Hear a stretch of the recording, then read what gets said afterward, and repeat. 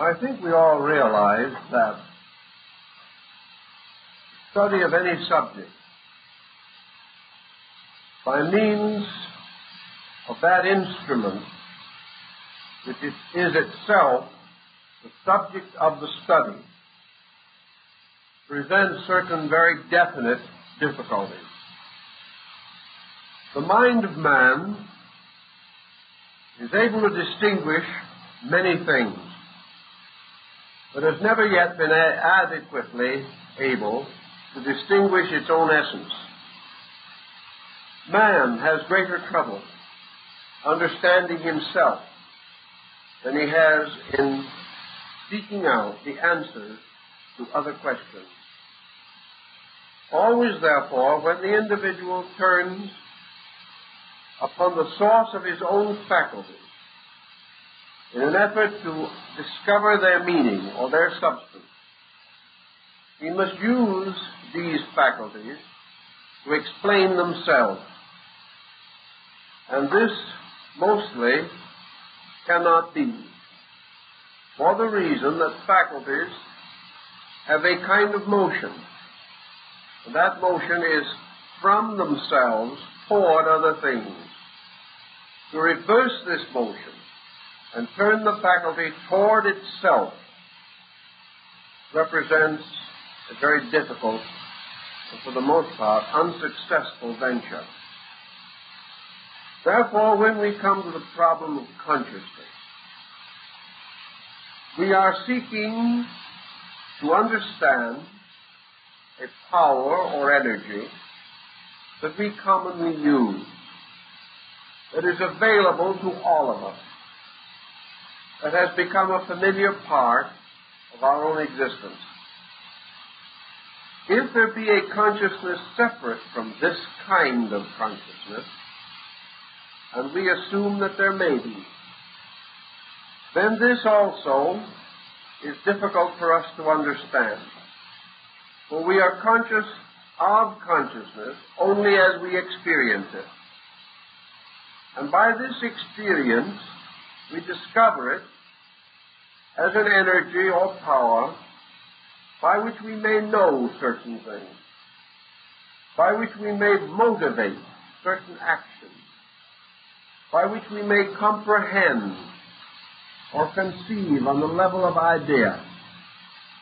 Consciousness has something to do with memory, something to do with thought, a great deal to do with understanding. Yet although we have coined terms for all these functions of a luminous energy within ourselves, we have no adequate means of discovering the substance and nature of that energy. We assume that at death, the individual is separated in some way from body, or his consciousness ceases to function, and that therefore the state of inanimation, which we call death, would represent the suspension or separation of consciousness from a body. We are not even certain that this is true, but we assume, therefore, that consciousness has to do with animation, and from the word itself we suspect a relation to the soul or the psychic life of the individual. We like to assume, furthermore, that consciousness is that part of our nature which is most true to ourselves, most near to being our real existence. And by extension, because of its luminous and wonderful power, we further like to assume that consciousness is like God, or that God is manifested as consciousness, and that the consciousness in man is a God power, a divine element or energy, available to man in part, available to the universe in its total existence. Thus, consciousness we conceive or sense as being a vast area of self-knowing, a vast area of energy by which things become aware of themselves and of each other, by means of which the knower or the conscious being becomes aware of nature and of the universe and of the infinite diversity of manifestation going on constantly in the world around us. Studying this term of consciousness, however, we come upon a number of other elements or factors which have to be considered. Assume, for example, that consciousness is universally diffused through all things. Yet in this universal diffusion of their superior part, all things are not equal. Therefore, the consciousness in the plant is in some way different from the consciousness in man. The consciousness in the atom is different from that of the consciousness in the animal. Thus, consciousness, though infinitely diffused, is not in some way infinitely equal in manifestation. If consciousness is a reality, is a total life principle, if all things participate in it, we should then wonder why all things are not the same, and how it happens that the consciousness of one individual comes to different conclusions about many problems, or faces life in a different way from the consciousness in another individual. We must come to the conclusion, therefore, that there is not only something universal about consciousness, but also something particular. That this term as we use it, perhaps, is unwisely or unskillfully applied. It may be that the word consciousness has come to have a meaning that is not inherent in the energy which we are seeking to describe. For certainly, consciousness in different persons leads to different acceptances and rejections. Even if we wish to regard all of these as equal, we must still face the problem of infinite diversity or difference. Therefore, consciousness is composed of an infinite number of different aspects of itself. This presents a very difficult situation again to rationalize. We might assume that if consciousness is the divine light in man, that as man unfolds, he would come to certain common agreements, that he would have certain common consciousness experiences. To a measure he has, but not to a sufficient degree to fully justify our acceptance of our own definition. We may assume, or should be able to assume, that a number of persons, all of about the same degree of social, racial, cultural background, should have comparatively identical points of view. This they do not. We might also assume that genius, or the development of hyper-individuality, would lead to some penetration into common consciousness. This is not true in most cases. In fact, we begin to recognize the importance of the individual being a separate point of view, and that perhaps we need individuals more than we have suspected. And what we call conformity, in which we all come to common conclusions, may not be as desirable or as much a symbol of advancement as we have generally supposed. Thus we have this one life in us, this thing which we call consciousness, producing an infinite diversity of personal equations, each one distinctly separate, each one in some mysterious way an individual, And we discover that if consciousness is universal in one aspect, it is utterly individual in another. And that consciousness is a universality of individuals or individualities.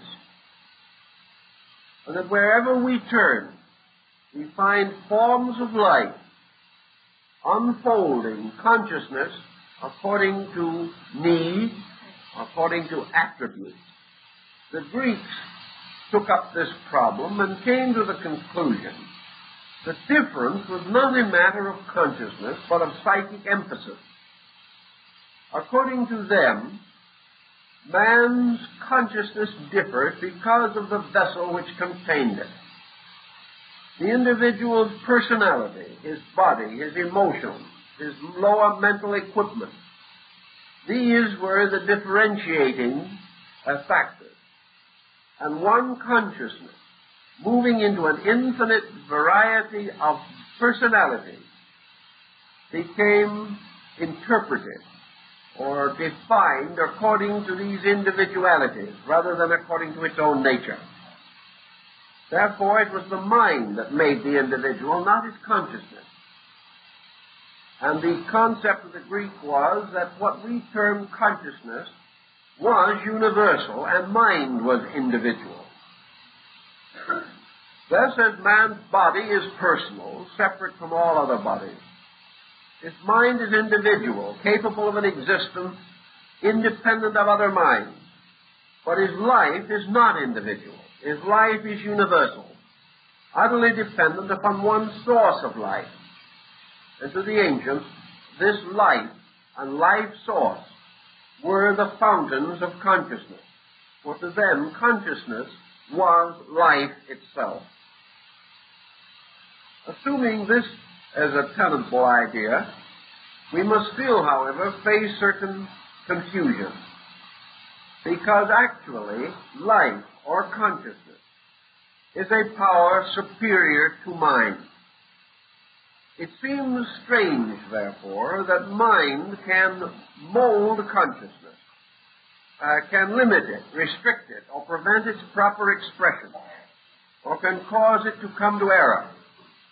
Whereas it might be more reasonable to assume that consciousness was the ever-modifying mind, and that consciousness itself, being stronger and more universal than mind, would early in evolution achieve a conquest of consciousness over intellect, and that therefore man would be constantly under the dominion of his consciousness rather than his thoughts.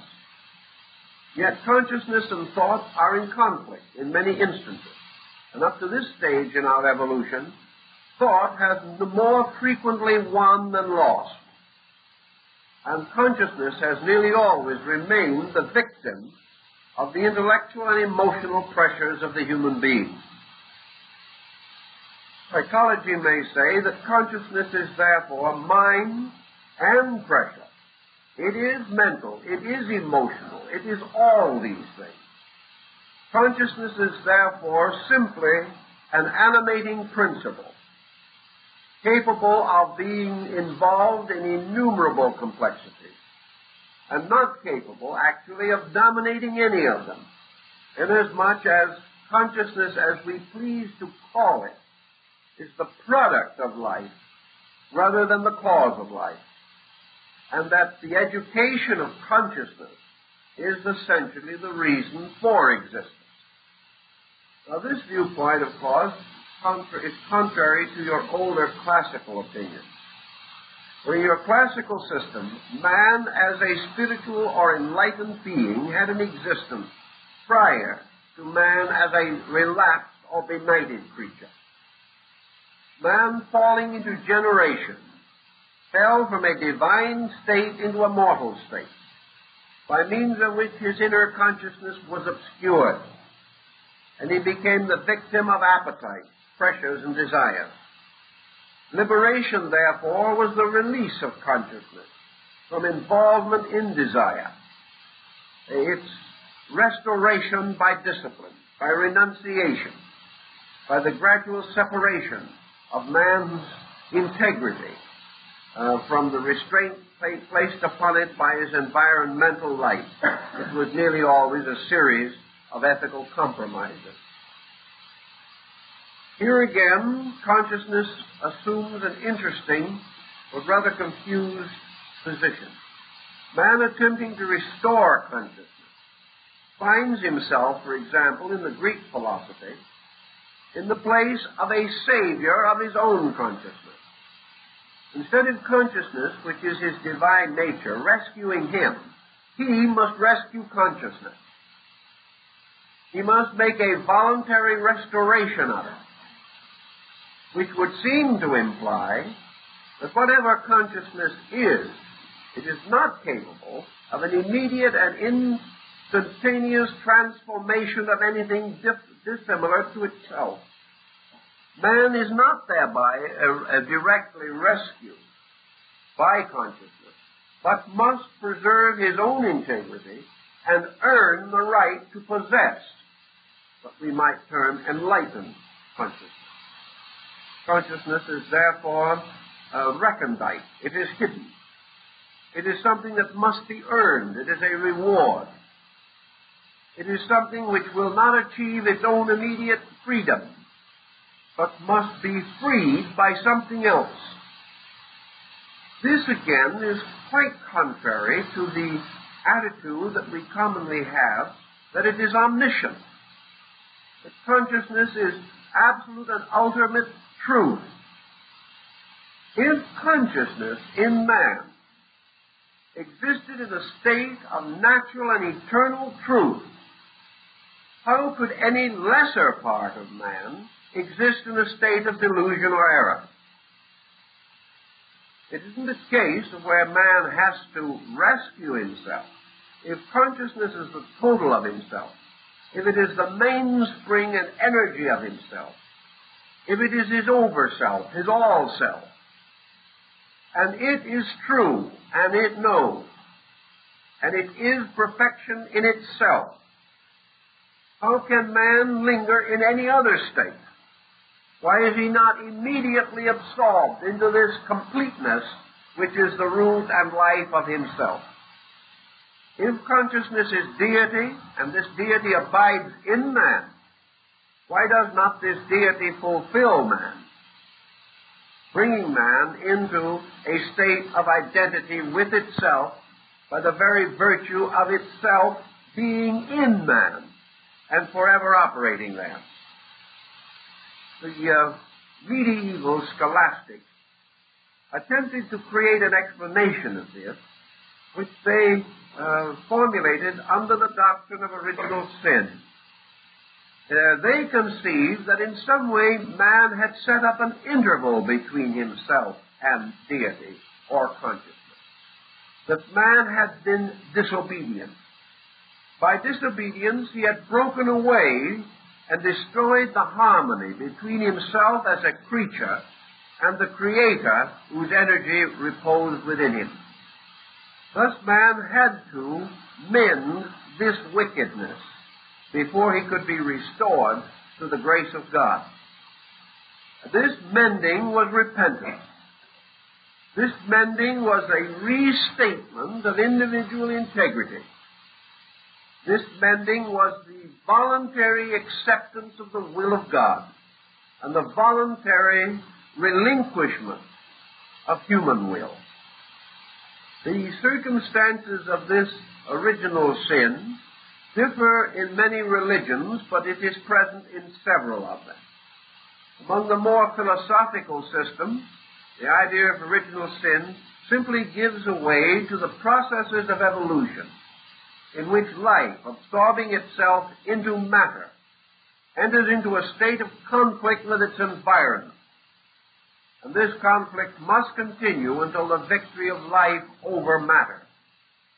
That life and matter are thereby in conflict. But even this is difficult for us to understand.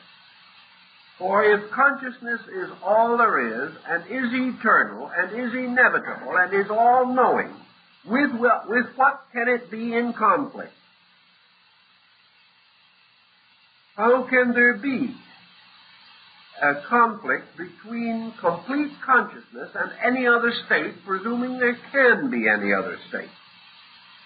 For consciousness, being total, would be totally capable of understanding. And can we be in conflict with anything that we totally understand? And philosophy is inclined to question, assuming that nearly all conflict that we can recognize arises from lack of understanding. Also, can we be in conflict with that in which there is no secret or no mystery? Most of our difficulties arise because we do not have a knowledge of the internal lives of other things. We do not experience their true motives. We do not understand the burdens or the responsibilities which influence their actions. If we had such understanding in total, would it not be more likely that we would be sympathetic rather than critical? Therefore, that conflict again would be less and less probable. Also, where consciousness existed, there could be no ignorance, because there could be nothing unknown. And if there is no ignorance, no superstition, no doubt and fear, we would be living in a very different world from the one we now inhabit. Yet consciousness remains as having an existence of some kind, and it has always been assumed that at the root of life there was an all-pervading omniscience, an all-knowing, an all-being, and that this consciousness was the diviner part, the inner part, the nobler part of creatures. This brings us to our particular problem of the evening, which is to try to estimate a term which has come into some usage, the term the Preconscious. Here again we are in a very rarefied atmosphere. But let us try and see what we can do with it. A condition, an energy, or a state must either be always and forever the same, or it must be in a state of eternal flux. Things are forever alike, or they are forever moving from one likeness to another. We go back to our Greeks again. If consciousness is eternal, it is forever the same. If consciousness is not eternal, it is forever different. Those are the rules by means of which it has to function. For a thing which has not a conscious eternity in its nature must move from a previous to a subsequent condition forever, moving forever from what it has been, through what it is, toward what it will be. And if a thing is not always alike, or always the same, then what it has been, what it is, and what it will be must always differ. Our rule further tells us that in a universe of orderly procedure, such as we envision to be our own, a motion from a previous to a present to a future condition must always be a progressive motion. Therefore, unless consciousness is omnisciently and omniactively always the same, it is forever moving from a lesser condition of itself toward a greater one. In other words, it is growing. It is either eternal or it is growing. Now, if it is growing, it is in the infinite state of becoming, a becomingness that goes on beyond our ability to conceive or understand.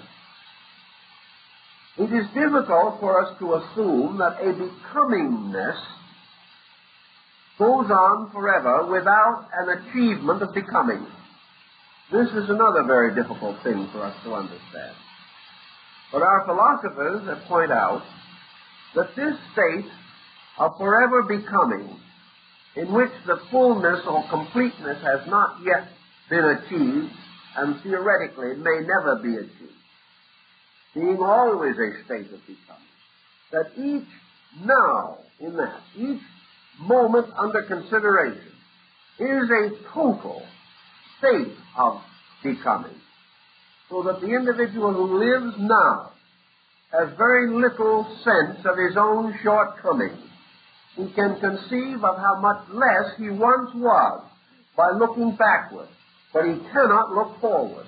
Therefore, he cannot know how much more he will be. That every moment, therefore, man feels intuitively that he is the master of the ages. He is the greatest thing that ever has been at every moment of his destiny. But tomorrow he discovers he can be greater. This situation leaves him comparatively comfortable without the need of a finality upon his own growth.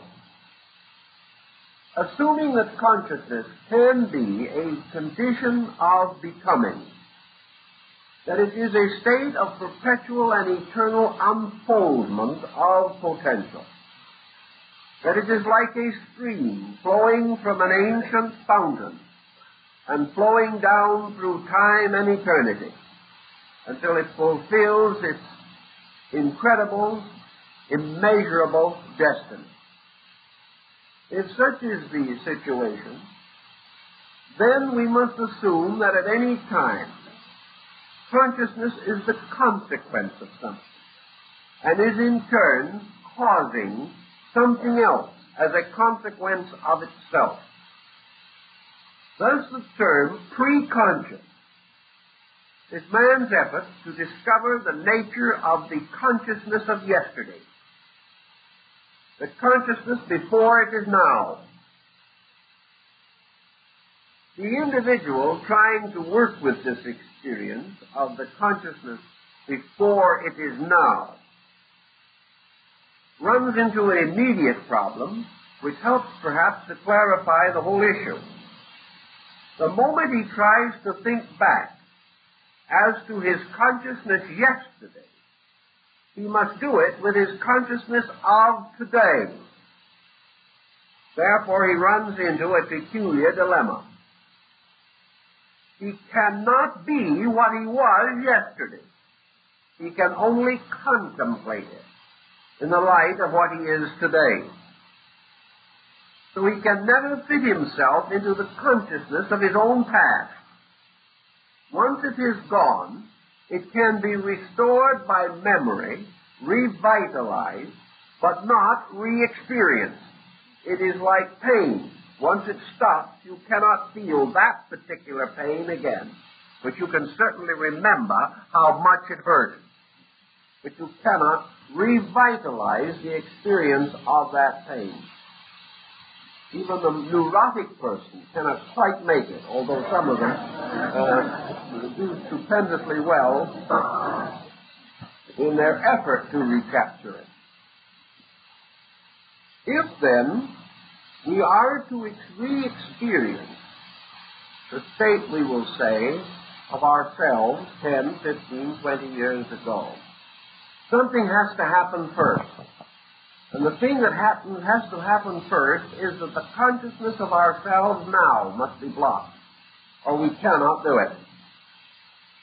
If, therefore, we approach it on the basis of hypnotic regression, putting the now to sleep, refocusing the individual upon a time gone by, and causing him to relive that time, we may cause that individual to reactivate a pattern of consciousness that is dead, that is gone as far as objective awareness is concerned. When we do this, we cause this person who is now the adult to revitalize and completely re-energize the state of their own childhood at a given time. One of the most common being a birthday party of 20 or 30 years earlier. the child can be caused to be again rescued out of the adult, proving that this previous consciousness did not actually die but was submerged and is no longer available as itself in the conscious state of the individual. Only when the new consciousness, the consciousness of today, is blocked, can this old consciousness be revitalized. Now, tests have been made of this particular type of regression, and an interesting point has been noted. When you regress an adult, say, to the 7th year, and give them careful psychological testing during the regression, you discover that you cannot regress the child, we will say, to the 7th year. You can revitalize the incidents of the 7th year, causing the child to live them. But the child will live even those incidents with a slightly greater maturity than the original 7 years would have justified. So if you regress the child to its 7th year, it will interpret its 7th year experiences with the mind of an 8-year-old child. There will be 1 year additional growth that you cannot block. This is an interesting point, because it means that even in a regression, and even though the conscious mind of today is asleep, there is a certain subconscious growth that cannot be prevented and which continues to accumulate gradually. In the course of 20 or 30 years, the difference of approximately 1 year in the patterns will be noticed. It comes around, however, that the reason why the past is no longer to be normally re-experienced is because the point of awareness has moved away from it. And the point of awareness is normally always contemporary. It is always focused on the now, because it is the association mechanism moving from within the individual which binds him to the present environment, the present consideration, and the testimonies of the present sensory reflexes.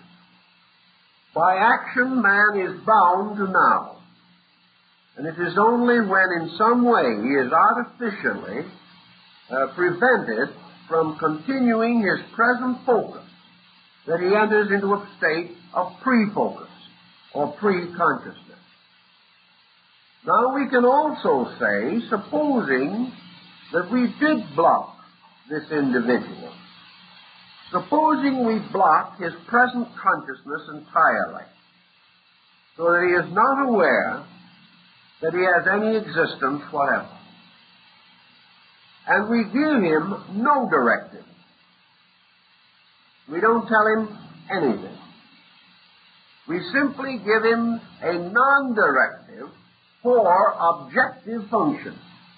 Things heard, seen, known in his daily life are separated from him by a suspension of his external sensory faculties and the suspension of his ego function. If we do this and leave him alone, we will have no report on him whatever. He will not register anything. He will remain in a state of apparently dreamless sleep. And he will remain in that state until he is awakened. If, therefore, we simply block the now, the individual does not automatically fall into any other time pattern. He doesn't fall into yesterday or tomorrow if you simply block now. If you block now, he simply falls asleep and stays there. If, however, you block now and regress him you can recapture any part of his life up to the moment. If you block now and attempt to progress him, however, into a future state, you are again blocked. He has not the capacity to achieve a condition not experienced. So one of two things will happen. Either he will still remain asleep, or you must create for him a future. Then you may cause him to visualize it or enter into it. If you wish to define for him some utopian dream that you expect will occur in the future, and you tell him that he is living in a city of gold, and that everybody is happy, and give him sufficient directive, he will see and report what you have told him, living in exactly the kind of place you have created for him. But he has no normal instinct to create such a place for himself. Because the moment you have suspended his objective consciousness, you have suspended also his regrets about the way things are, or his wish to change them. These are very tricky equations, but they do tell us something if we really want to study them. If then we take away from man his objective awareness, we do not immediately give him subjective awareness. If we block out the consciousness of earth, he is not immediately awakened in heaven.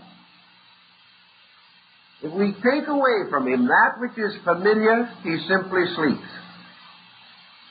proving apparently that he is bound only to the familiar, and that the moment we depart from that which is experienced by him, or can be experienced by his sensory perceptions, he ceases to function. This brings another interesting equation into the problem. What happens, or what conceivably could happen, if a person under hypnosis could be induced to dream? Now, here would be an interesting problem. Now, he can be induced to dream, because the operator can cause him to internally visualize or experience whatever the operator desires, or gives in the form of a suggestion. The person will experience these things and report upon them. But of his own accord, he seems less likely to dream than he does in normal sleep. Something has happened in connection with his psychic pressure load, and the psychic pressure load which causes dreaming seems to be suspended by the hypnotic procedure. It is therefore necessary to direct the hypnotized person into some reflection or into some channel of action, subjective action, if you wish him to experience it. Of himself, he will not experience it. Also, when the time comes for this person to reawaken into objectivity, it is possible either to block the side of life which has been under the hypnotic somnambulism, so that the patient has no memory of it, or it is possible to leave this gate of memory open, so that the individual will remember. This becomes a matter of decision, and presents another interesting phase, namely that whereas in ordinary dreams the natural tendency is for the dream to fade away in the objective state of awakening, except in a very few extreme cases. In the case of hypnosis, this can be controlled in such a way that the individual's awareness can be directed by the operator into memory or lack of memory, as seems to be most desirable. In analytical work, sometimes lack of memory is very important, because otherwise the person is too rapidly burdened with too much of an unloading of his own psychic nature, which has to be carefully avoided. Now, what has all this to do with the problem of consciousness again? It has this to do with it. Namely, that the sleep center, when it is controlled, or the individual is caused to enter into the voluntary state of unconsciousness, actually is no longer aware of any objective circumstances going on around him, nor is he aware of his own actions during hypnosis except by permission of the operator. But now we have this point. He can be caused to remember or not. Therefore, actually, we have this situation. Supposing a person under hypnosis is told not to remember.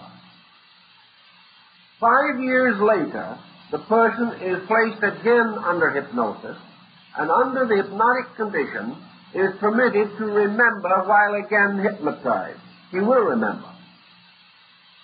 This can then be again blocked before awakening, so that the individual ultimately can, at discretion, prove that they have two systems of memory operating simultaneously and completely separate from each other, so that a continuity can be set up either in the state of hypnosis or outside of the state of hypnosis, and these two memories will carry on and never meet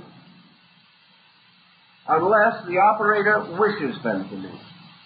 Yet he can bring them together at any time he wishes.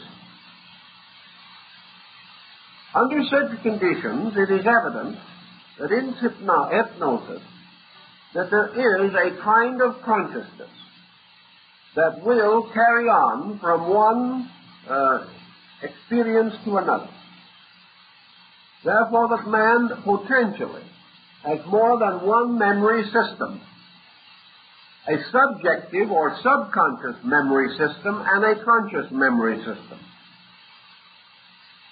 And both of these systems are not only operating during hypnotic problems, but are constantly operating in the normal so-called experiences of life and still do not meet. But man has, therefore, sleep memory and waking memory. He has a kind of memory which records psychic pressure night after night through dreaming, without that pressure ever being faithfully reported objectively.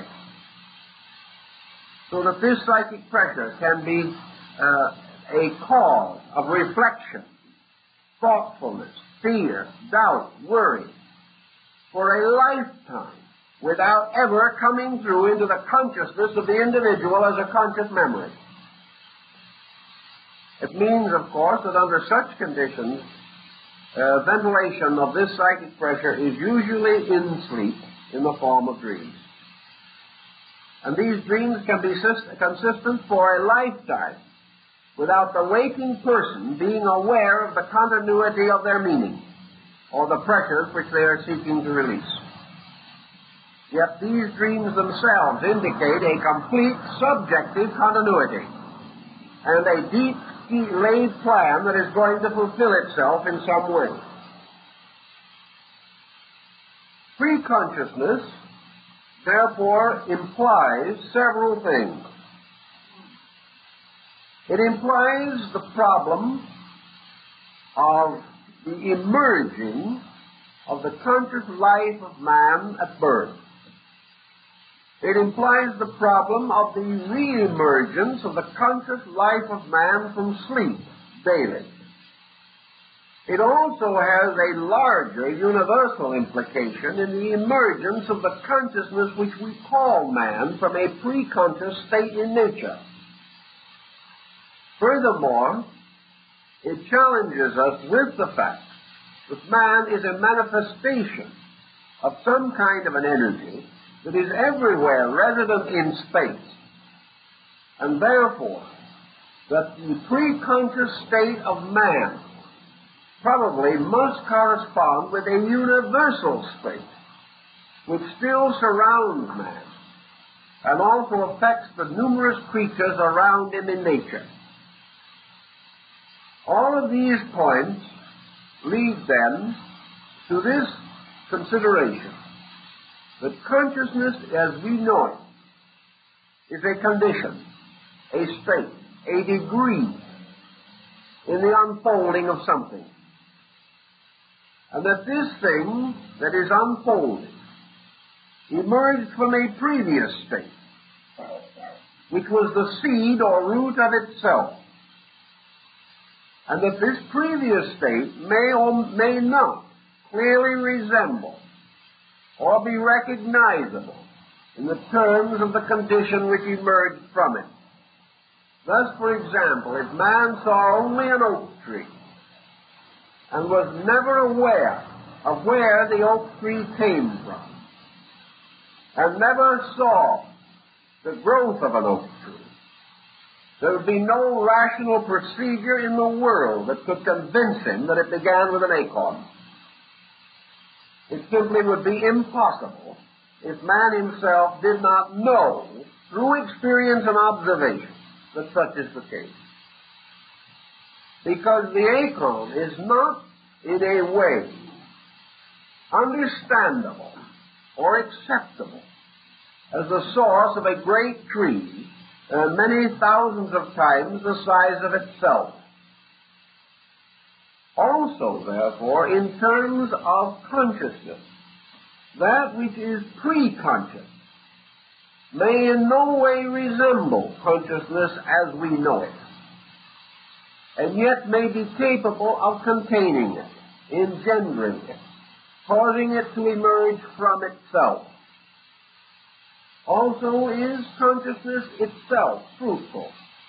Does it in turn bear a kind of fruit, by means of which other forms of knowing or being or existing may be engendered or caused to come into manifestation?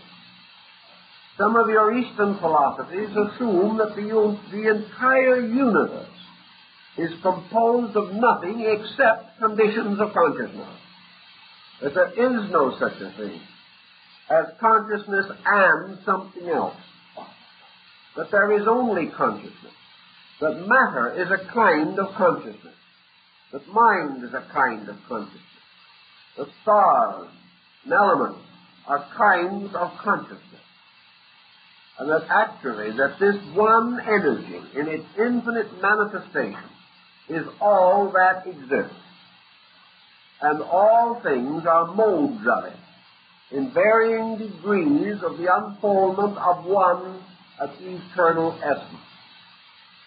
These Indians, of course, then also take the ground that space itself, which is the great field of consciousness potential, consciousness in its most abstract form, has within it an infinite seed life of its own nature, and that these seeds are forever growing, bursting into life, generating, germinating, so that there is an eternal harvest of creation, existing forever, rising from the substance of the uncreated self.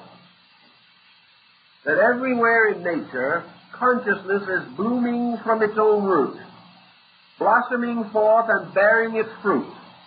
And as Plotinus explained it, it was a kind of mysterious flower with its root in heaven, and its branches downward, and its blossoms in the experience of man.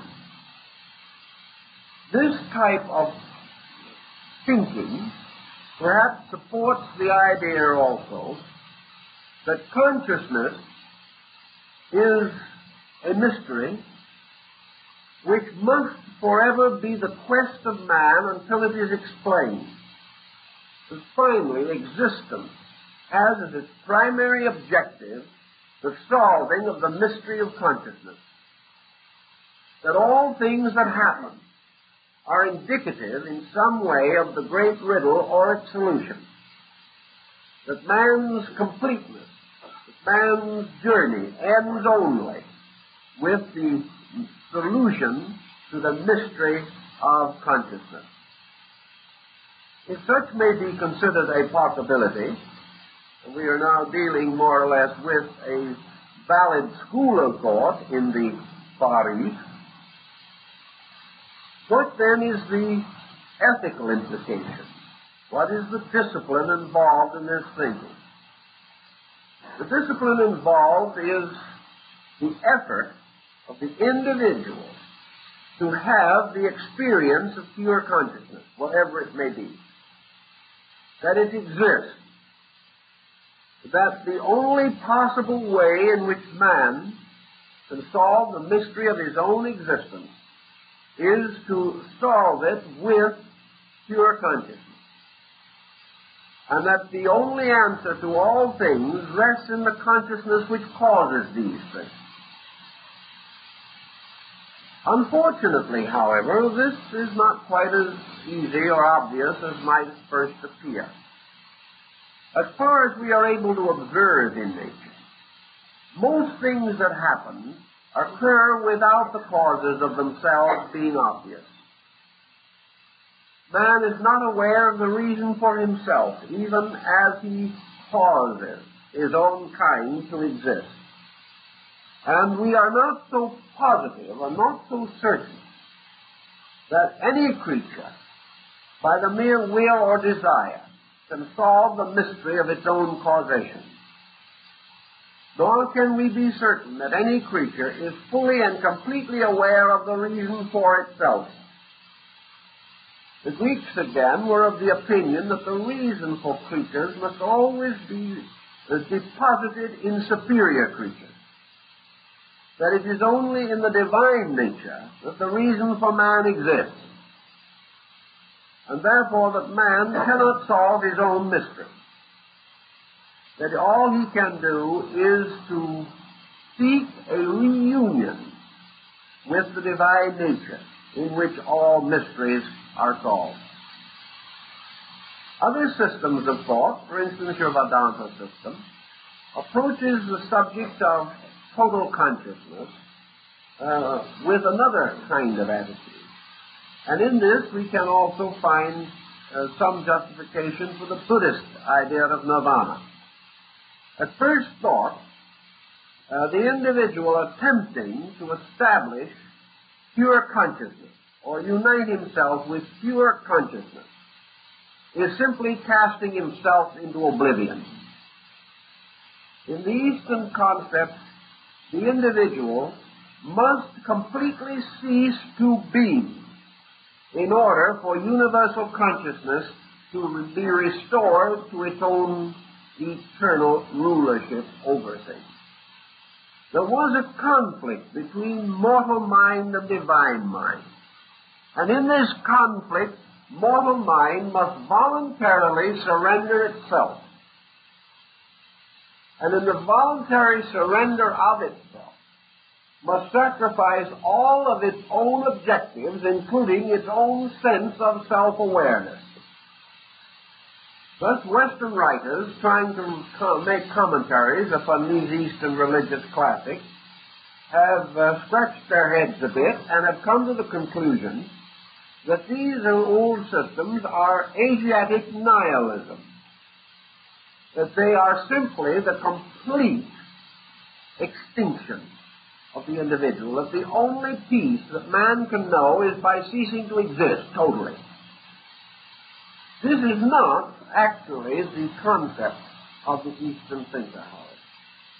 To Western man, it probably would be the likely explanation.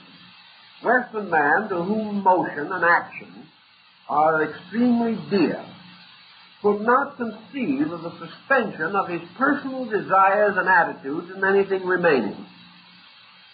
In the East, however, it is an entirely different perspective.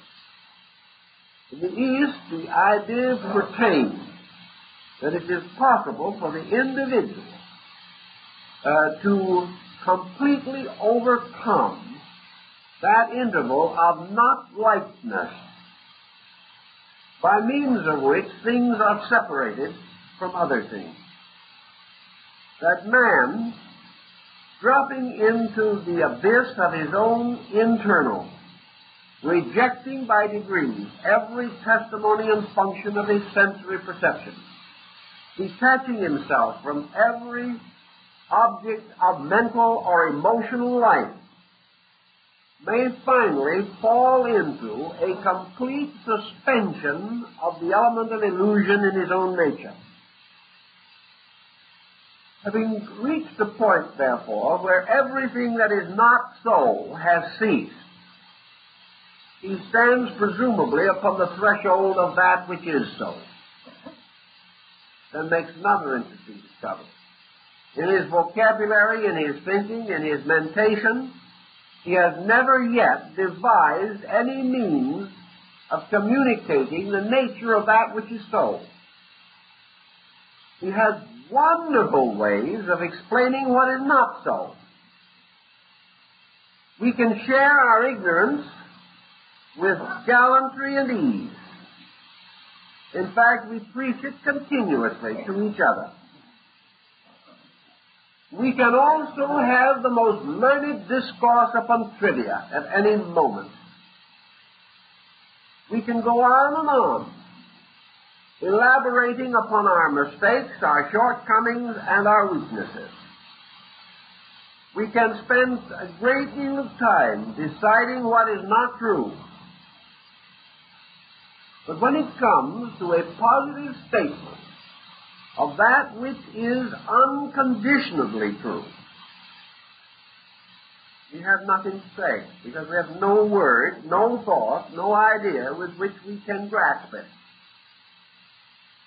We have lived always in a kind of dream, a kind of nightmare.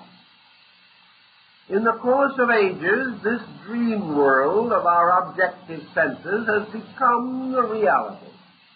We have grown so accustomed to war that the one thing we can't define is peace.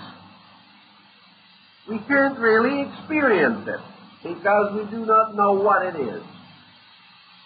We have great difficulty even in trying to explain a little personal peace. It's very hard. To us, peace is merely the least degree of stress. But the total absence of stress, the total positivity of complete peace, is beyond us. And when many people think of it, they think of it only as inertia and total boredom. We have no positive concept of these things. So if in the Buddhist thinking we come finally to the total suspension of everything that is not real, including that part of ourselves which is not real, which Buddha says is the sense of selfhood, what remains? How shall we define what is left? How shall we explain immortality? How shall we assume the state of man after death? In what way shall we explain anything?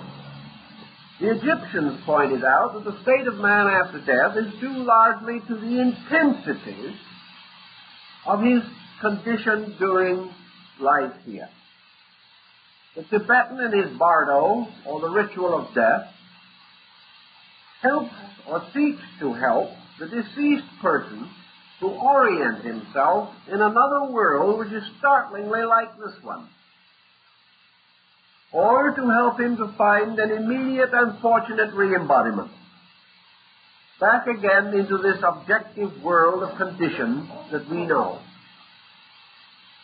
What would we do with the problem of trying to define a kind of world, a paradise, a heaven, or an inferno, in which a group of absolutely desireless beings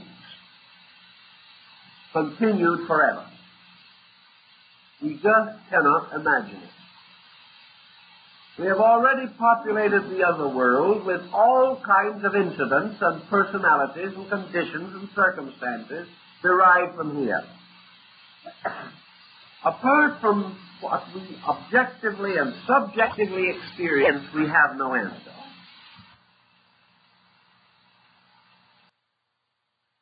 philosophy, it was clearly pointed out that this total suspension was not extinction, that it was not the end, that it was not materialism, that it was not nihilism, that it was the invitation to the first experience of what we call consciousness and know nothing about.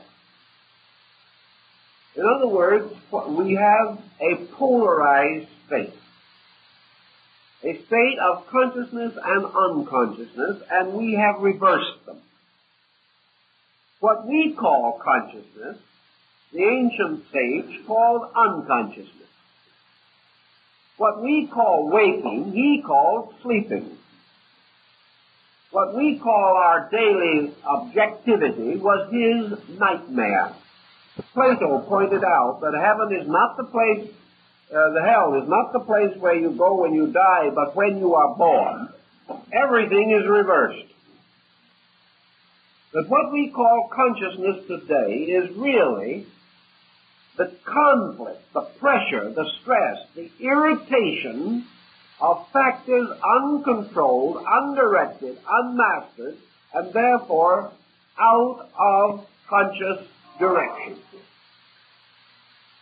That instead of being conscious today, we are the victim of a series of sensory cycles, mistaking reflexes for consciousness, mistaking notions for consciousness, and depending entirely upon opinion to supply the substance of what we like to call knowing.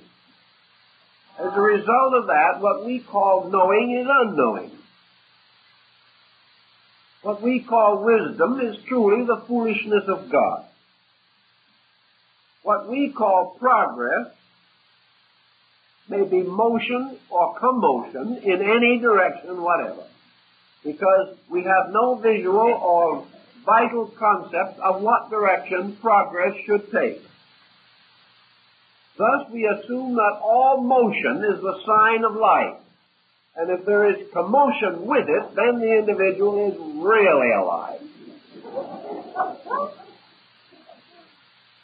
On the basis that commotion is the proof of animation, we are going along very well. But if we are to assume that there is purpose in anything, then are we doing so well? And if we have no awareness of purpose, and have no strength of character by means of which we choose to protect value at all costs, if we lack these strengths within ourselves, are we conscious? Or are we merely responding to the pressure and stimulation of sensations? Are we really conscious beings or merely sensory beings? Most persons are probably mostly sensory beings, because if you block the five senses completely, they would have very little record to tell, or very few experiences to report, and not very many opinions to circulate.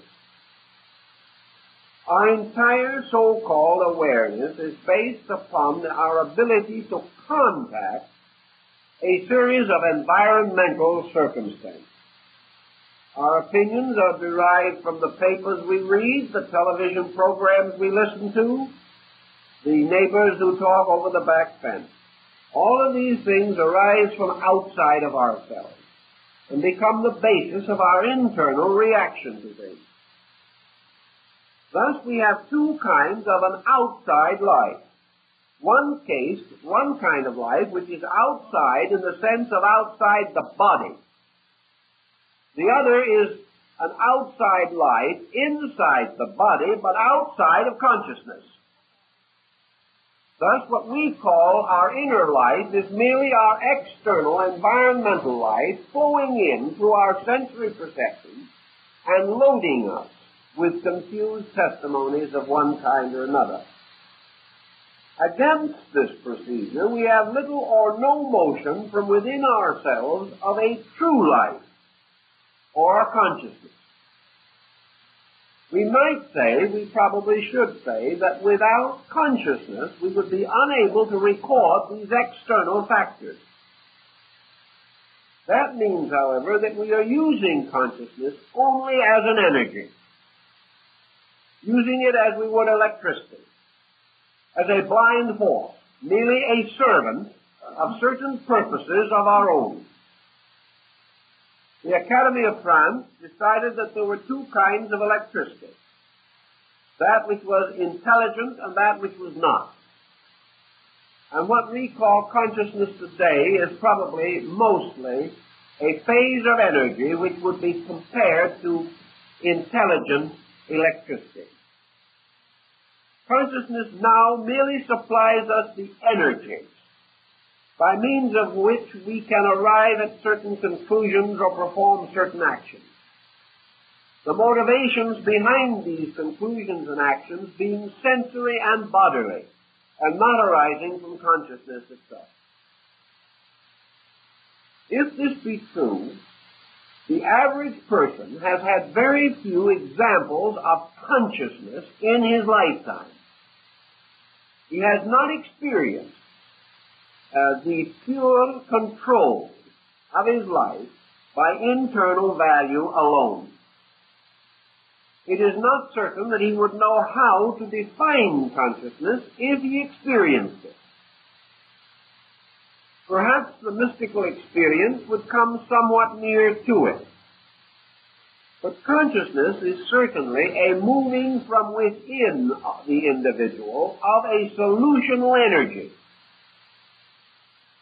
An energy which solves or completes or apperceives these things which are otherwise merely intellectual and emotional forces.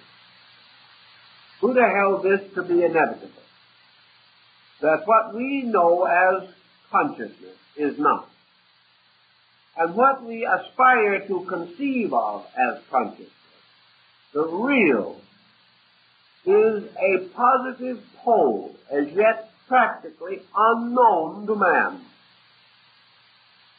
That this consciousness is known to man only in one respect, namely that it manifests as the fact of his existence, which is the only fact that he possesses. That consciousness as he knows it may be at best merely a capacity, instead of being something which we have developed until it is really almost superhuman. It is a capacity. It is something which says to us in some way, you can understand if you want to. That there is within you the potential power to know. That in some mysterious way you can be. But having the power to know, we do not know.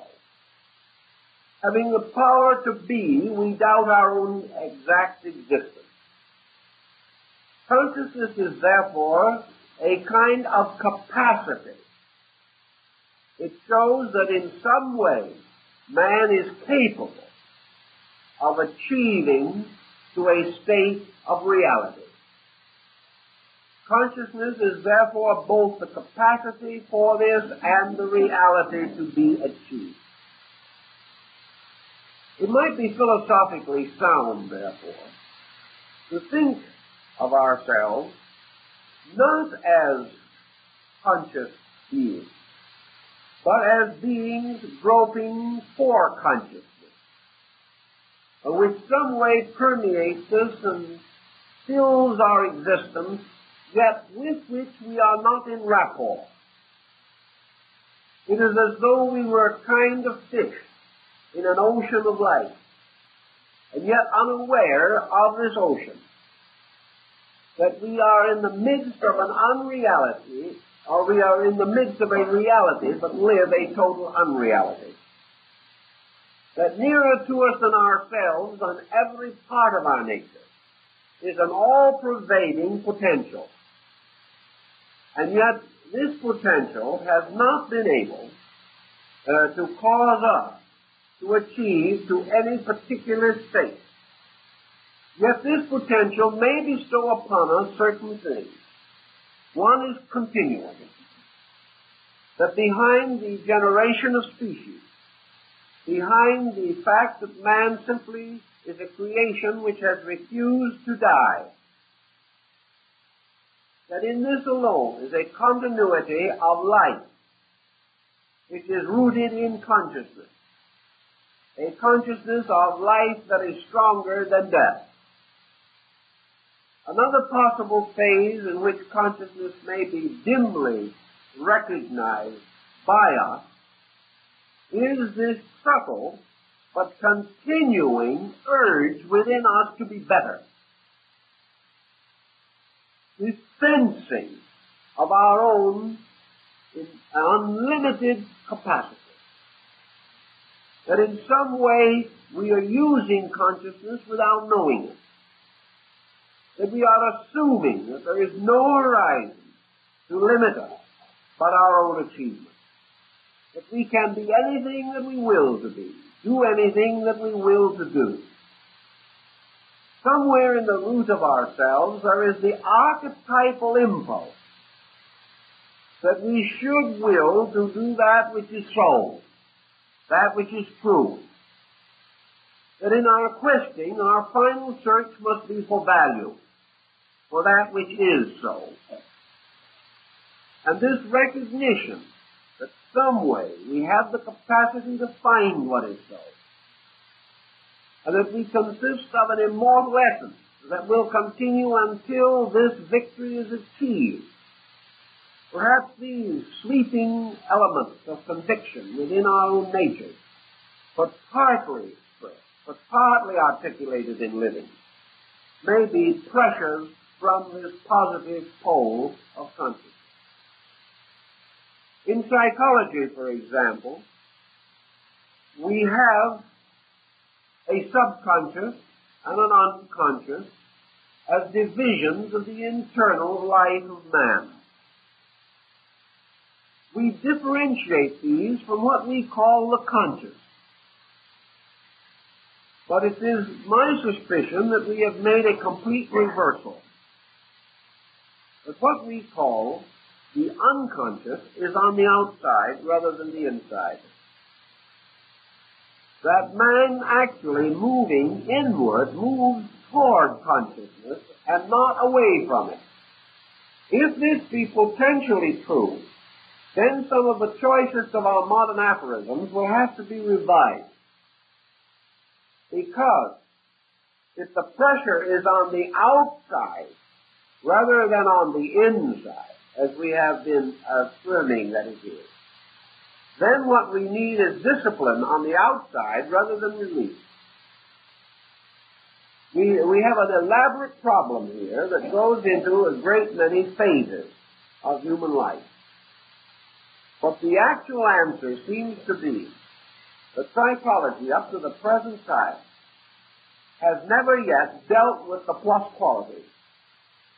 It has never dealt with that which is the root of things. It has never assumed that the root was the reality.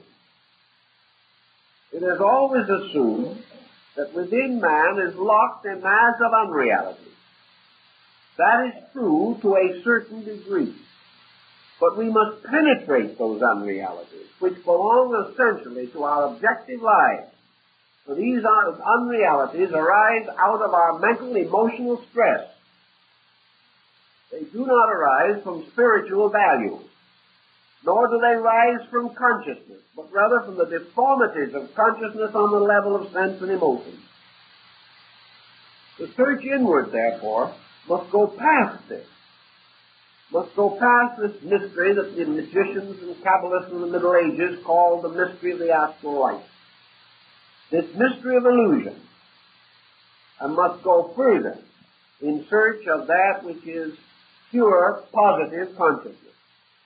In this, perhaps, pre-consciousness, and perhaps even beyond archetypes, which up to the present time has seemed to be the direct emergence of consciousness.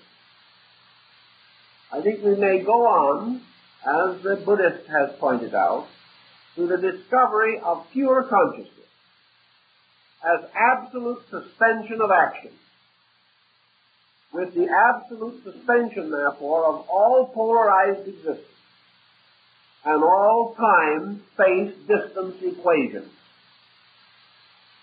If, then, we do approach the ultimate nature of consciousness, we are likely to find it a Lao-Tzu described in Tao, namely a totality, a something into which everything is finally absorbed, a something which is this eternal capacity, forever devouring its own offspring, as Cronus devoured all his children.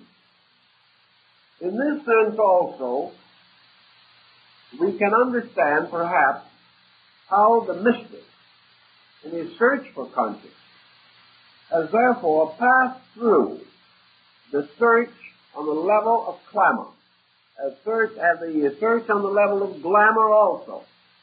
He is no longer concerned with trying to adjust himself to environment. He is seeking to adjust himself to principle, to cause within himself, realizing that if he can do so, he can never be out of harmony with environment. That some way, all problems have to be solved somewhere within the field of consciousness. There are no problems to be solved in the world as we see it. There are no problems that can actually be solved on the level of emotion and sense. All problems have to be causally solved, and have to be solved as experiences of conscious awareness. To achieve this end, then, the problem of the retiral of the individual toward samadhi, or toward the nirvanic state, has been not only the teaching in the East, but in your Christian mysticism, the same idea. The same basic detachment from objectivity in the search for consciousness. Now another point has come in where we have to realize that a term like consciousness may also go into theology and be changed into something else. Your Christian mystics, I'm thinking of several outstanding examples. Perhaps St. John of the Cross is as good an example as any. Your Christian mystic has always taken the attitude or the opinion that there was a mysterious power in space which he called the grace of God.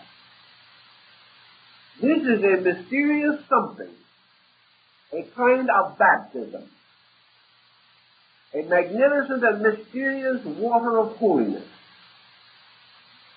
something that came to man out of the infinite, and of which apparently he had little understanding or true insight.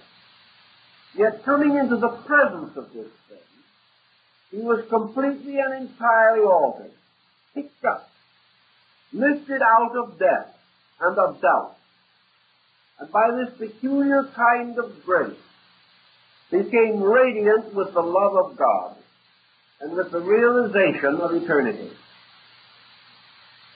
Now it is conceivable to us that this so-called grace of God, of your Christian mystic, which is to be discovered only when man has transcended this world, that it is this way in which he has attempted to explain a dimension of consciousness which otherwise cannot easily be explained. Also, we realize that the so-called miracles, particularly such miracles as those performed at Lourdes, do not represent a merely intellectual approach toward religion. Thousands of pilgrims reach Lourdes for help every year, only a small percentage is actually cured. But this small percentage represents a group of persons to whom a particular experience has occurred. An experience of such tremendous intensity of some kind that it has broken through a pattern of common attitude and belief. Your Eastern and your early mystics will take the ground that this experience arose from the complete detachment of the individual from worldliness. That in some mysterious, sensitive way, the world died in man. And that in this moment of complete suspension between heaven and earth, man became aware, perhaps, or cognizant of the fringe on the vestment of consciousness. That consciousness begins, actually, where what we know as living ends. That it is not to be confused and is irreconcilable with the kind of life that we know.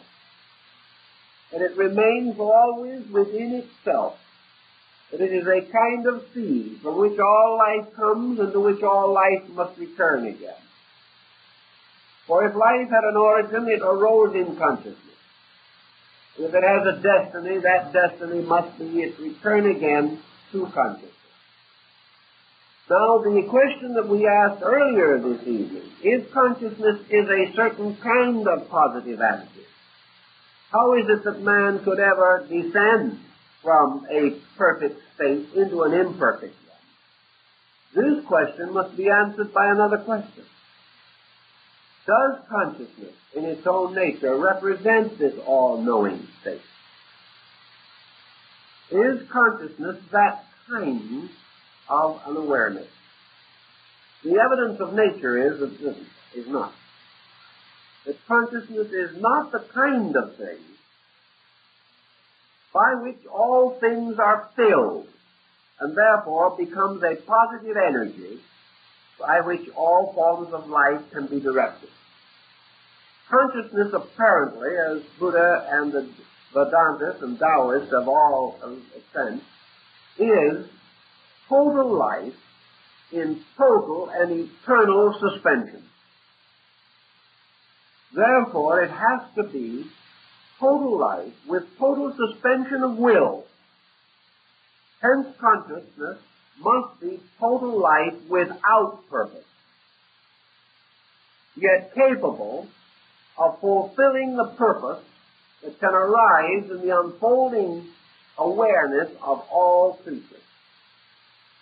Like a dark earth into which 1,000 different children can plant 1,000 different seeds, and in which each of these seeds will grow, consciousness must be an infinite capacity in which all things are possible. But this possibility must arise from the experience of living things rather than be imposed upon it, upon living things by consciousness itself. Therefore, the actual fact of consciousness is that it does not move, nor does it lead to motion. It is rather the end of motion. And that which is united with it becomes immovable. And because it is without motion, it is eternal. And because it does not move from one state or condition to another, it is unchangeable. Thus, by degrees, as we take away from the concept of consciousness all that limits, all that cannot be truly adjusted to even our immature idea of what totality could be, by degrees we strip away from consciousness all illusion, all delusion, and all error. That which remains undefinable. But it does have a complete freedom from all of the terms and attitudes with which we are familiar. Thus, in the ancient idea of things, Tao, or consciousness, in its true sense, was this great ocean into which life returned. It was this tremendous cup that captures and holds life. It is this wonderful sea, this ocean, into which all life flows from innumerable fountains and rivers, and the sea remains unchanged and immovable.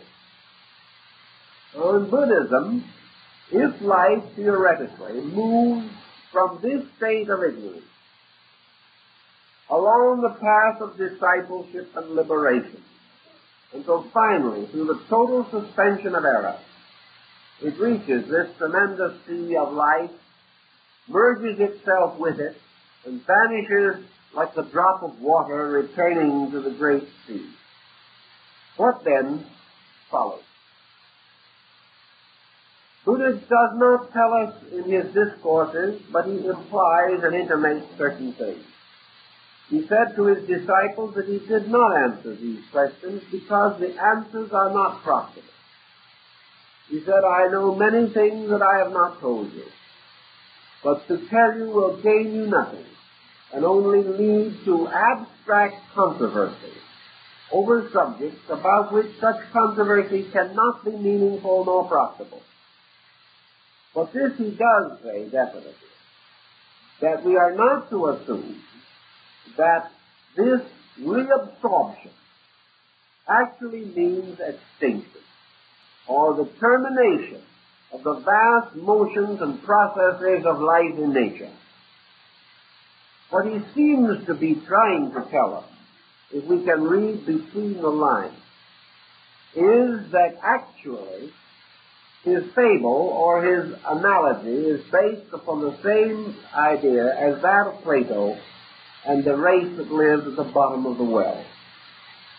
It's supposed to have been the fable that there was a whole race of creatures that lived at the bottom of a hole in the ground.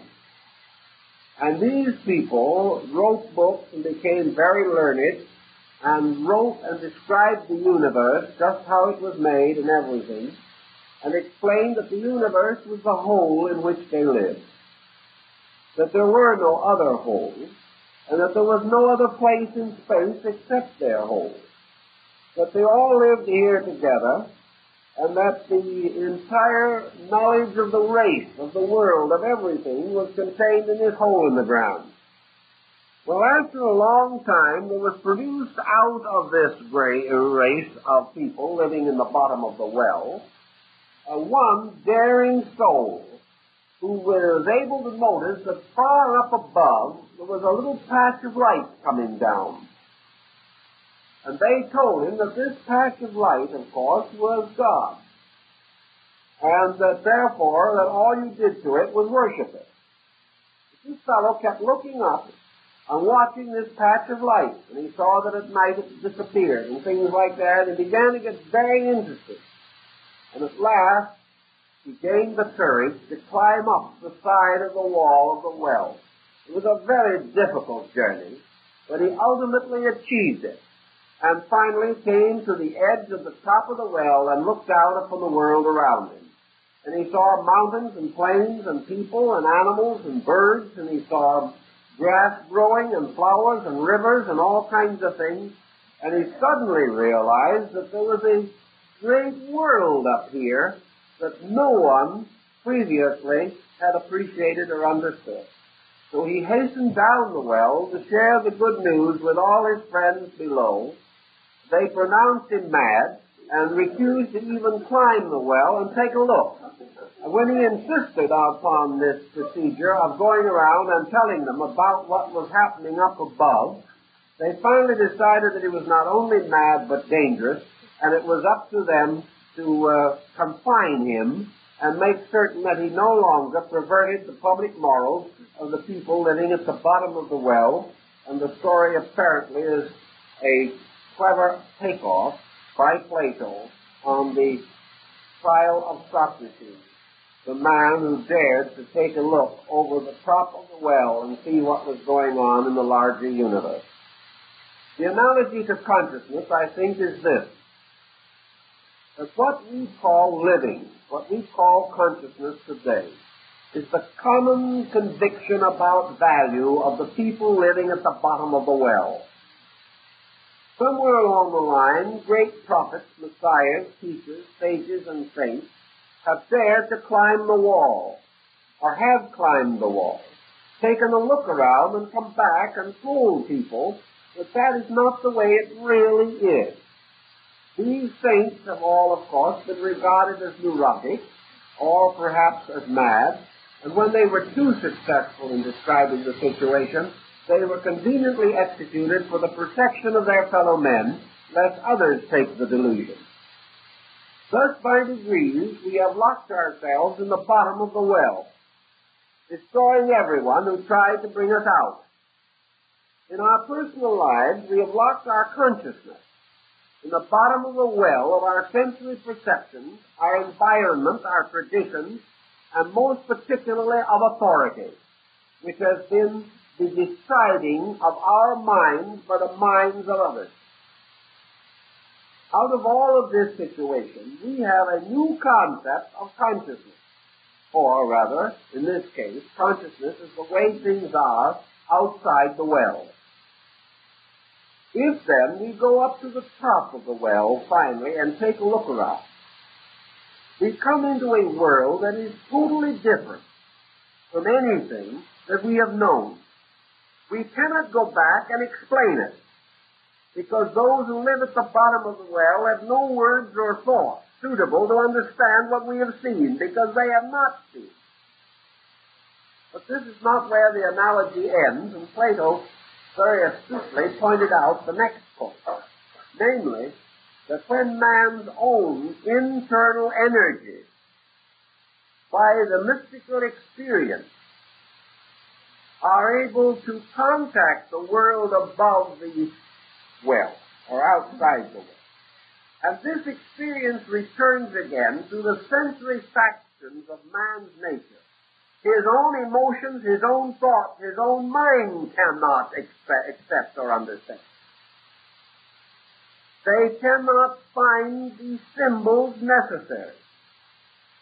Therefore, the individual returning from an experience of that kind cannot report it to his own consciousness or his own personal life. He does not know how to bring this experience through to his objective awareness.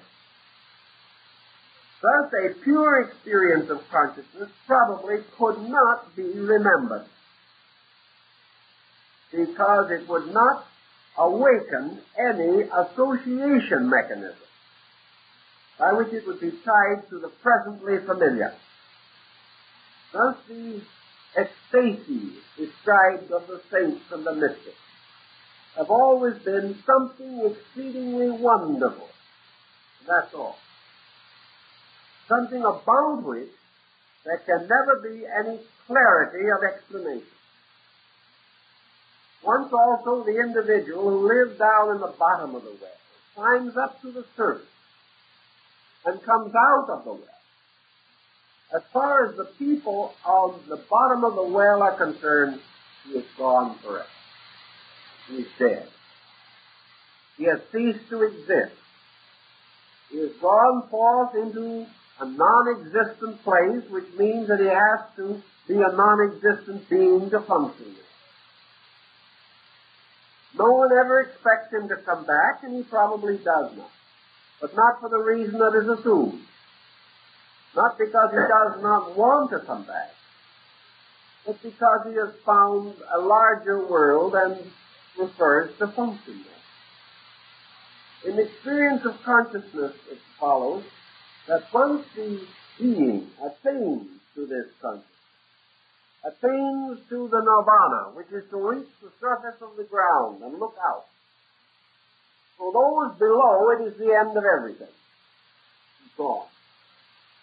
For himself, it is the beginning of reality. For he has just found out the fact. And somewhere in the compound psychical equipment of man, there is this point where man departs from the error and discovers the fact. Just where this point is remains psychologically obscure. We do not know. But this tilt from error to reality is a larger difference than we have imagined. Reality is not just our present illusions with some minor reformations. It is not just 1 more percent added to the 99% of what we know now, nor is it a shuffling around of these existing factors into a new pattern. According to the ancients, consciousness, when it awakens, is an instantaneous and complete transformation of everything. Everything moving from death to life, from appearance to fact, from the things as they seem to be to the eternity of thing as it is, and what appears to be and what actually is. These are so different from each other that we have no cognition of it. We are still hoping that we are going to gradually push our way along the line of science, discovery, and art, and all these subjects, and that we are pushing our way into the presence of truth.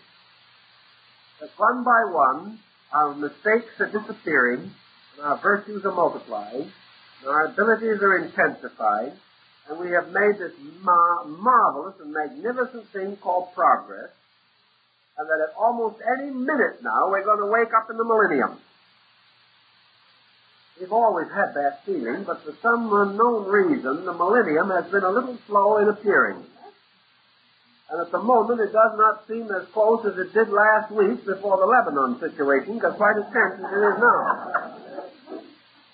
Just about the time when it looks like we were really arriving, we invent something else. I have to start all over again to try to put the world back in order. Actually, there is a question as to whether we'll ever win this way. Actually, the probabilities are that the fact of the matter is something that we will never collectively obtain in the common meaning of this word. There will probably never be a day when there will be a mass exit from the bottom of the well, but everyone all at once will say, let's go. In the first place, there are a lot of people who do not want to leave the bottom of the well because it's cool and damp down there anyway. Of course, they may have pneumonia most of the time, but still they've grown accustomed to it. Next thing you might say is that it is cozy down there. Everybody knows everybody. Everybody has the same faults. Everyone is proud of them. Another thing about it is that there's a barter and exchange system down in the bottom of the well there that has been working for a long time. And there are all kinds of wonderful institutions like prisons and poor farms and wonderful pension systems and all kinds of things down in the bottom of the well. Excellent police systems, fire departments, and of course regular clinics for the psychoanalysis of individuals who would dare to try to climb out of the well. So who wants to leave such a delectable place? However, in every generation, as has been proved in history, there are some who are born with adventure in their hearts. They simply cannot conform. They are born that way. It means that a certain maturity of consciousness is beginning to manifest itself. They're still part of this mystery of the well bottom, but they are rebels against it. We find the nonconformist. We find that individual who is sometimes called the crank that makes the world go round, and takes the crank now and then to do it. So we have the free thinker. We have the nonconformist, who becomes an object of some concern to others. Therefore, they are rather happy to see him depart on his long journey, and they hope he will not come back. To him, it is an adventure. To them, it is a well-justified punishment for the general attitude that he has taken. till he climbs out of the well by degrees. But this is not going to be a common motion, because it means to separate oneself from authority, from tradition, from ancient policies, and from immediate profit and advantage. The individual who is so short-sighted that he can conceive mostly of his standard of living today only, and would rather perpetuate all of the misfortunes of his race than hazard it, is of no mood to climb out of the well. So only the occasional person does. But some way those persons live and have become the great leaders of our race. For it is necessary occasionally for some prophet even to return to the well and die there, in order that those at the bottom of the well should know about this other world. I think Buddha, to a measure, did this, because I think he was one of those who was able to have the awareness of consciousness by seeing the world of reality. No longer mountains and gardens and valleys, but the realization that what we call consciousness is not a miraculous or incredible thing. It is simply man climbing out of unconsciousness and coming into a world that has always been there, and the world that he really belongs to. A world that is perfectly natural and normal, something that he has never known. Because there is nothing that he is experiencing now that is either natural or normal. But he doesn't know it. His miseries have become normal. His catastrophes have become natural. The uncertainties of his world have become acceptable. And I read not long ago a rather important modern book which simply faces the fact that we might as well face it. There will always be wars. There will always be crime. Man is built that way. So that is the attitude. These things we accept as normal. We regard peace with certain misgivings. Perhaps it will represent a depression in the long run because there won't be enough markets to get rid of our surplus. Peace is not what we are looking for. We are looking for immediate convenience and comfort and security. But we will hazard security to retain advantage. Thus, all this world, with its educations and its arts and its sciences, all this is some way not consciousness. It is not real. It isn't an illusion in the sense that you can put your finger through the middle of it. It isn't there. It is there. But it is illusional in the sense of value. It is an illusion as the men in the bottom of the well are to the person who is no longer there with them. It is the proof that we can make things that have no value so important to us and hold this attitude for so many ages that we become incapable of conceiving of anything more important. But once consciousness comes out, or the being comes out of the well, into positive consciousness, what kind of a world is it going to be? Is it simply going to be a reformed world of our own?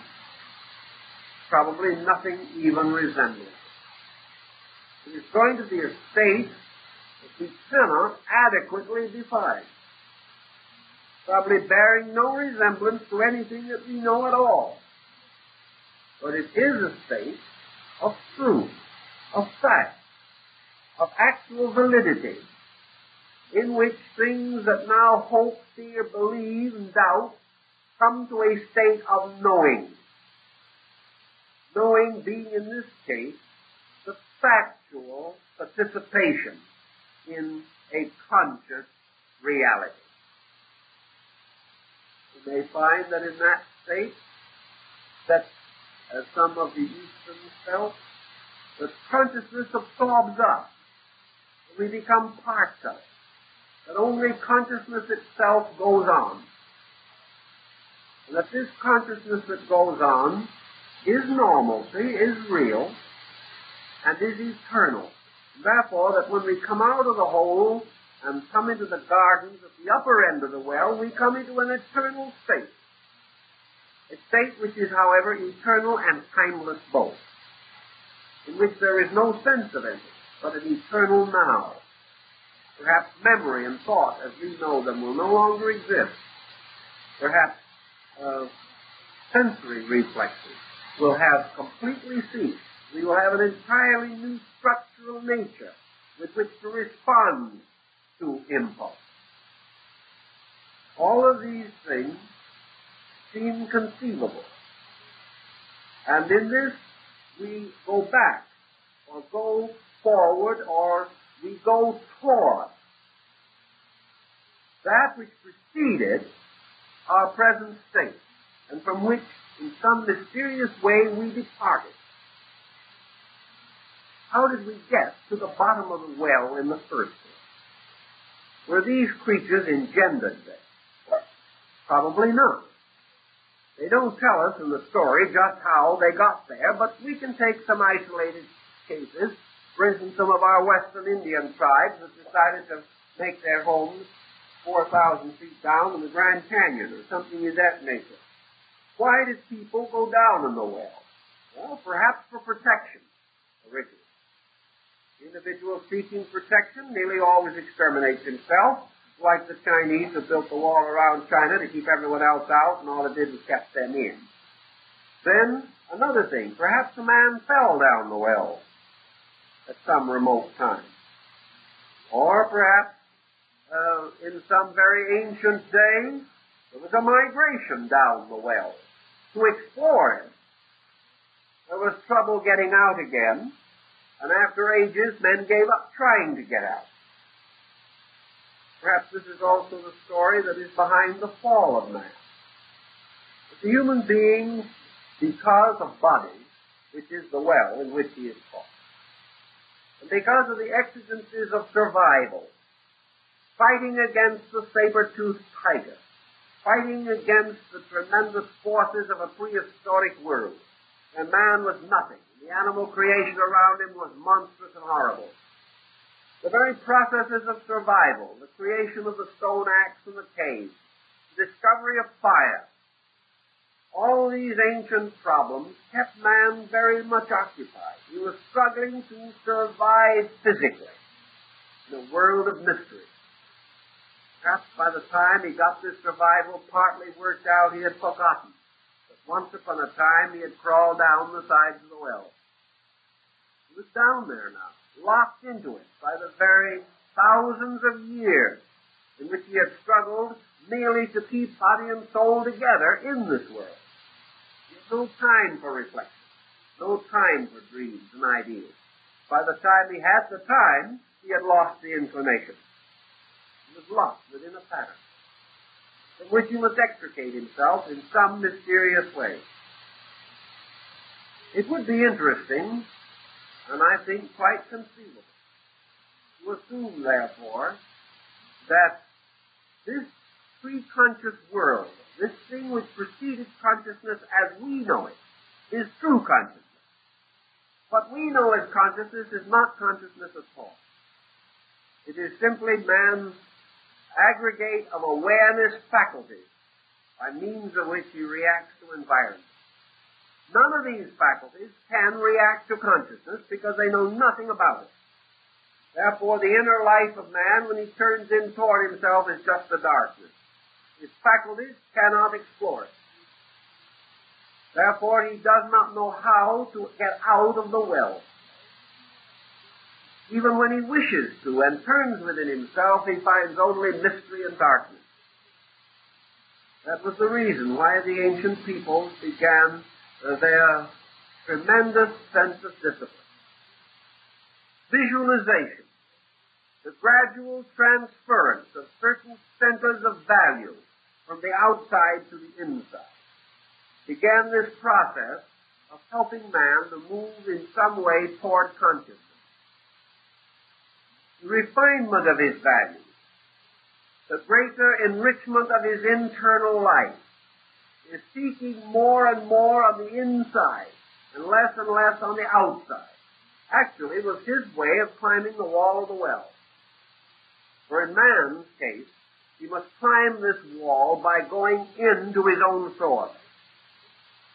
For somewhere at the top of his own mysterious well, there is this bright patch of light in the sky. And this bright patch of light, which he sees from below, he calls spirit. But this thing that he calls spirit is the light, the sun, the natural luminance of another kind of condition, of which he is not aware. So in climbing toward spirit, he is climbing toward light, toward the normal and proper light of a real world. A world in which the things which interest him now would appear only as madness or nightmare. He cannot know what he's going to find there. But he may have the same experience as the man who climbed the well. He may discover that what he finds is merely a tremendous vista to be conceived, to be understood.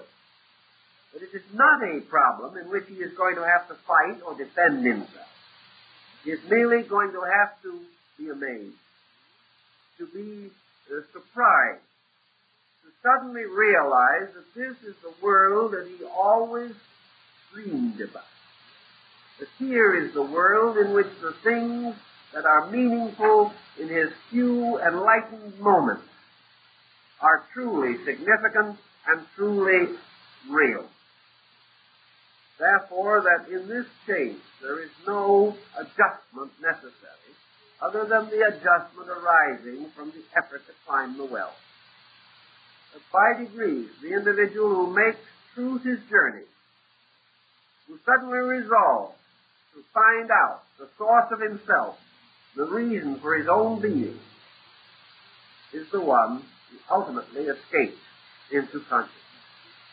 And by attempting this journey, he finds that he comes merely into the light of day. That he comes into an ordinary world. He comes into the normal universe that to him is incredible.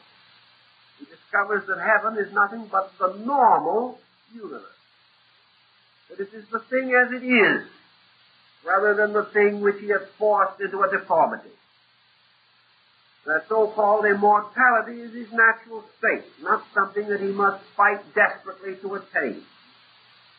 There is nothing between him and all of these things except the courage required to climb the well. The ancient systems of initiation and instruction were dedicated to giving the individual the courage to leave the world of darkness and of dreams and seek the world of light and of waking.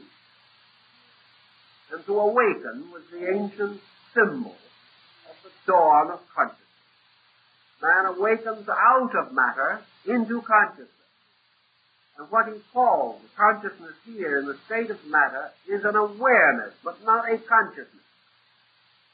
Some way this awareness is rooted in consciousness, but not adequate to direct him without inspiration, without guidance, without benevolent leadership from more enlightened teachers and guides. But in all cases, what we are trying to do is to discover a superior state of consciousness, which may lead to health, may lead to many other things. Its complete acceptance is beyond us at the moment. Its complete experience we cannot now have. But if we accept the philosophy that this concept is essentially true, then we can begin to loosen the bonds which bind us to sensory orientation and escape by degrees the tyranny of attitudes and authority, the despotism of darkness, and we will slowly develop the adventurous insight which will lead us to climb out of the well. These things come to us from thought and meditation and reflection. And before we can make the journey, we must suddenly or in some way convince ourselves that this consciousness is not what we have now, but what we might have were we able to complete the journey of life. Thus, this consciousness to which we seek to return was that which was before the present state. It existed long before the people fell into the well, and it will exist after the last person has climbed out of the well. The world of the well is an incident, but the great world of life, which contains many wells, is a reality. Man moving up to it suddenly comes into normalcy, suddenly comes into common sense, value, and reality, and purpose. These are the elements of a very great drama that the ancients unfolded to us. Guess we'll have to leave these elements for the moment and come back to them again next week, so it looks like time's up.